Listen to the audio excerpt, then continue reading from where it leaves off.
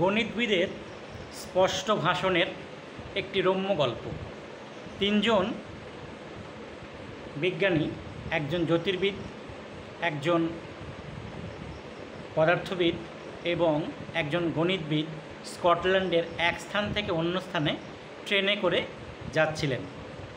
জানলা দিয়ে মাঠে একটি কালো ভেড়াকে চড়তে দেখে জ্যোতির্বিদ বলে উঠলেন, কি আশ্চর্য, স্কটল্যান্ডের ভেড়াগুলি সব কালো।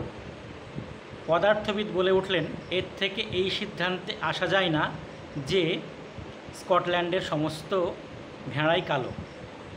গণিতবিদ বলে উঠলেন, তোমাদের মাথায় যে কি আসে, এর থেকে শুধু বলা যায় স্কটল্যান্ডে অন্তত একটি মাঠ আছে যেখানে অন্তত একটি ভেড়া আছে এবং এখান থেকে ভেড়াটির যে পাশ দেখা যায় সেই পাশটি কালো।